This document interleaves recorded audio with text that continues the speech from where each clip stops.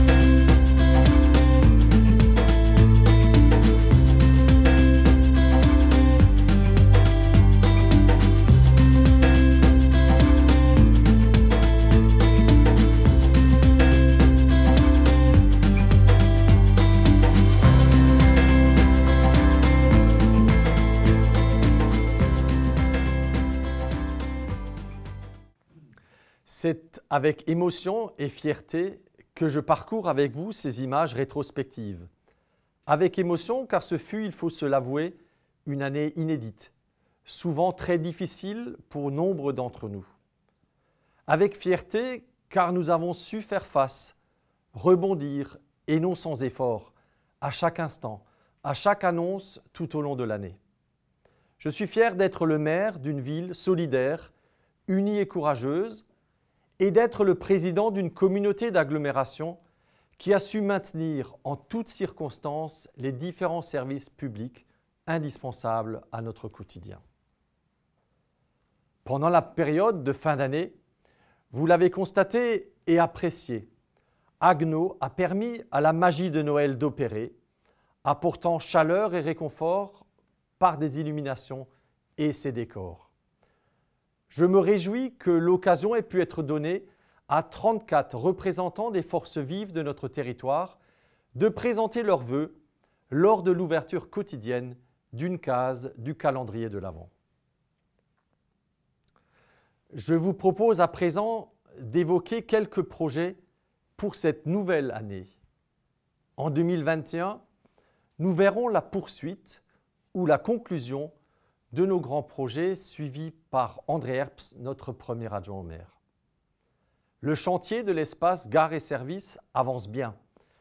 Je vous propose d'y faire un petit tour en nous connectant à la webcam installée sur place.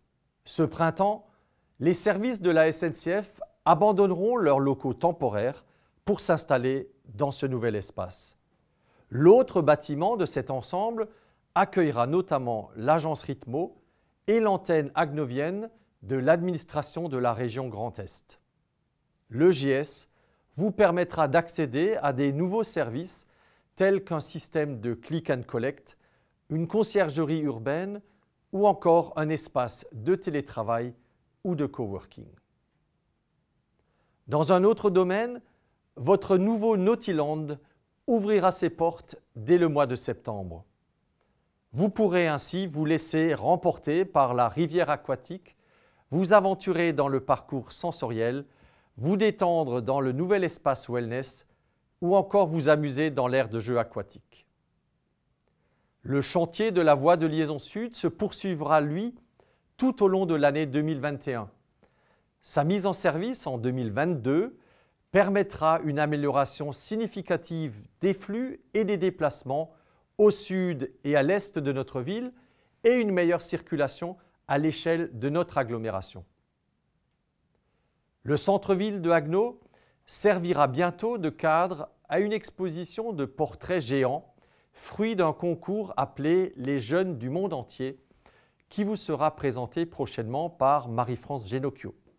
C'est une manière originale d'animer notre centre-ville, de le décorer d'une façon nouvelle, tout en valorisant les jeunes talents de notre territoire.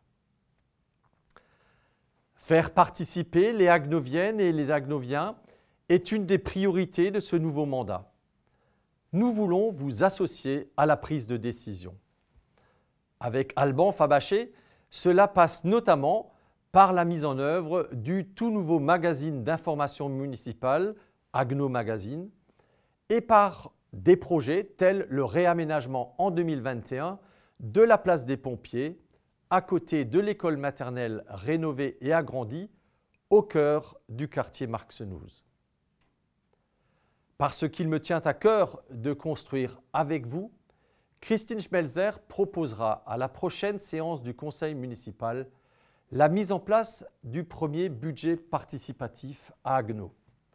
Ce ne seront pas moins de 200 000 € de notre enveloppe d'investissement qui pourraient y être consacrés. Mesdames, Messieurs, nous comptons sur vous pour identifier des projets, ceux qui permettront d'améliorer notre cadre de vie et de décider ensemble ceux à réaliser. C'est encore dans cet esprit collectif qu'en 2021, nous organiserons 2 temps forts. Il s'agira d'une part des premières assises de la ville durable, pilotées par Marie-Odile Becker, l'occasion de s'informer, de réfléchir ensemble aux nouveaux défis urbanistiques, de concilier besoins en habitat avec préservation de l'environnement, développement des activités et des emplois avec besoin de déplacement et d'énergie, par exemple. D'autre part, les assises de la vie associative, animées par Séverine Frommweiler.